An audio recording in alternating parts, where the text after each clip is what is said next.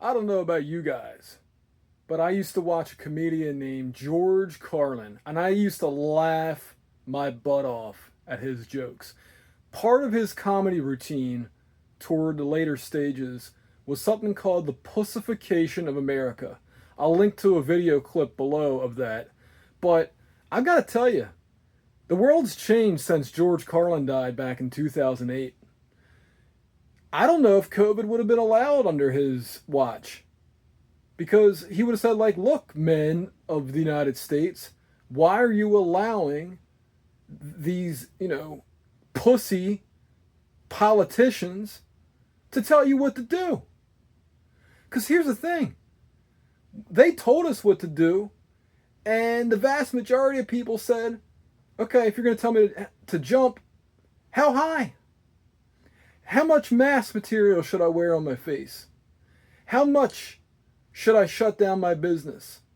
You know, if American men weren't such pussies and do nothings, the government would shit their pants. They wouldn't be able to handle an overwhelming force. Look at what happens when just one person does something. They have to send, like 30 people out to the scene or more. They can't handle it. So, I've said it a million times, but government officials and government employees should thank people like myself every single day for remaining peaceful. They should understand that we are allowing them to get away with a lot of stuff and that we easily could follow the recommendations of the United States founding fathers and take action. But we choose peace. Unlike them, when as soon as you start doing something, they pull a gun on you. They tell you, give me more money. Give me more money. Bang, bang. We could easily do that to them. We could easily do it to them. I saw what happened down in Texas. Now, look, you guys know me. I'm all for deportations and arresting illegal aliens. Okay? Let's be very clear about that. I am not anti-government. I'm not anti-authority. I'm anti-corruption. There's a big difference between the three. Okay?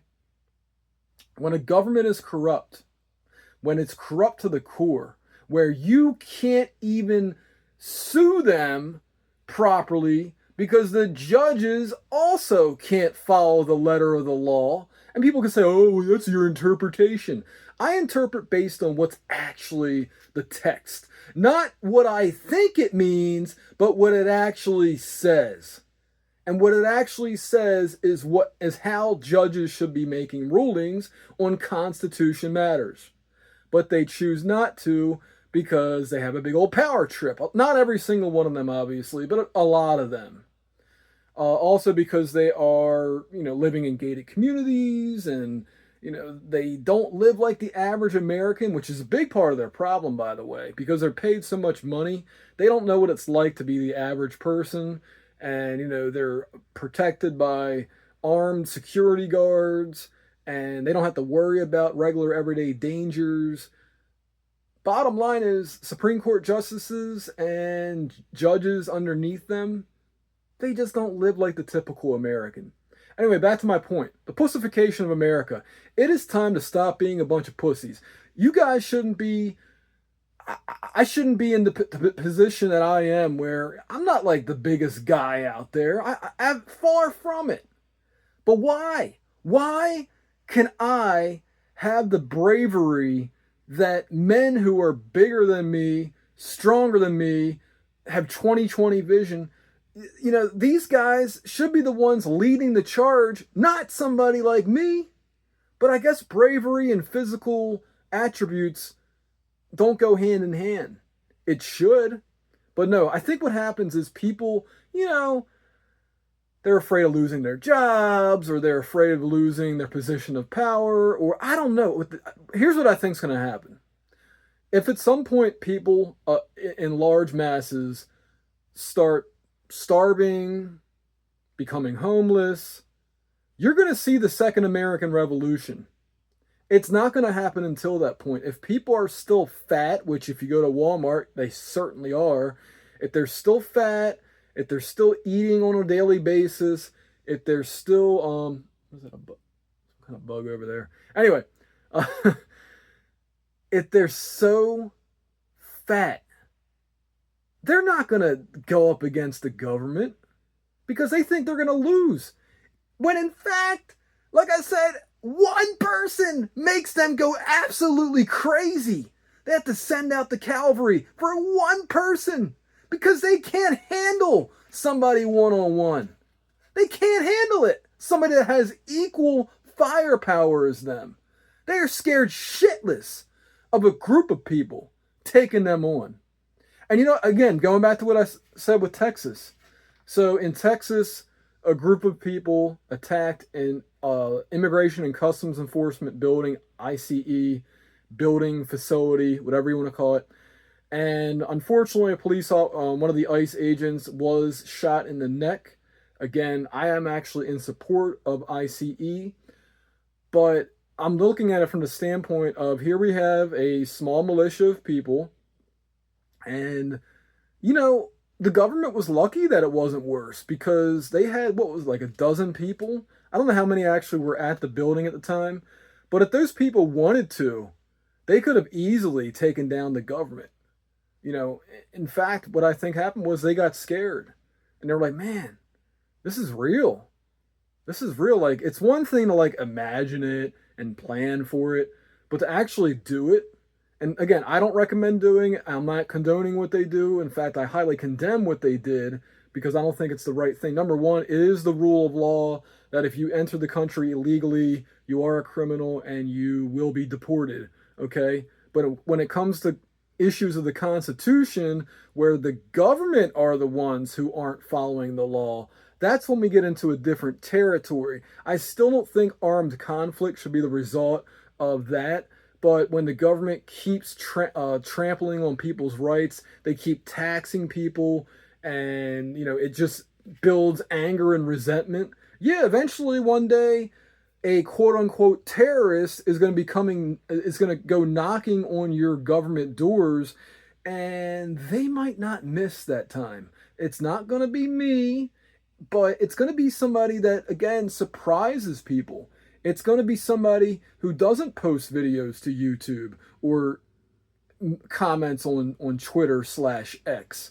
No, it's going to be somebody completely out of the blue, like that Thomas Crooks guy.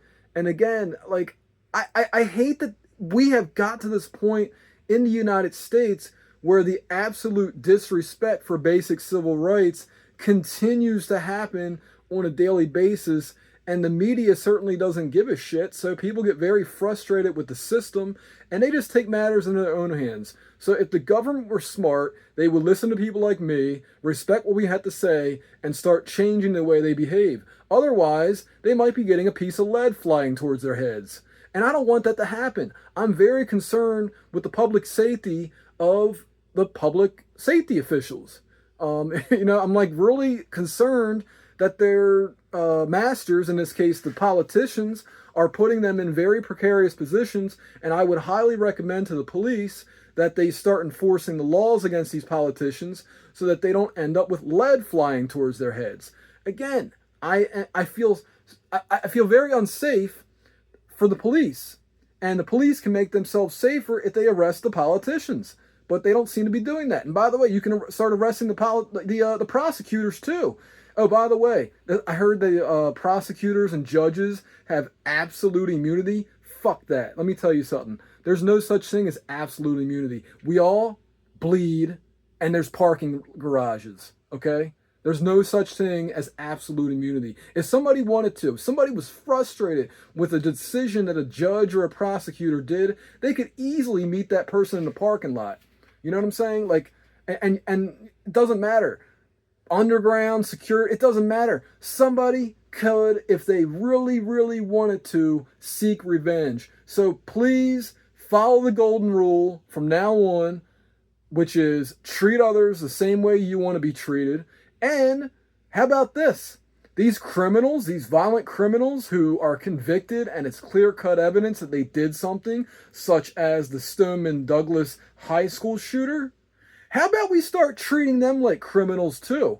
How about we stop softballing heinous criminals like child molesters? Again, as long as the evidence is clear cut that this person absolutely committed a crime, like it was on video, or they admitted to doing it and they weren't coerced to admit that they did it, because I know that there's been issues with that where people are like, well, I'll admit to doing it as long as you release me. And, they were basically tricked into lying about themselves. I'm not talking about that. I mean, like, somebody has no remorse for what they did. Oh, yeah, I did it. I definitely did that. We need to make sure that the heinous criminals of the world are no longer taxpayer burdens. The fact that I heard that there was this guy who he kidnapped this couple, threw them in a trunk, opened the trunk up in the middle of nowhere, and then after I think they raped either both of the people or just the woman. Anyway, after they raped, they killed. And it took 20 plus years for this person to be put to death. And I'm like, what is wrong with this society? What is wrong with our society when we allow heinous criminals like that to live? Am I wrong about all this? Or is the country becoming a bunch of pussies? Let me know in the comments.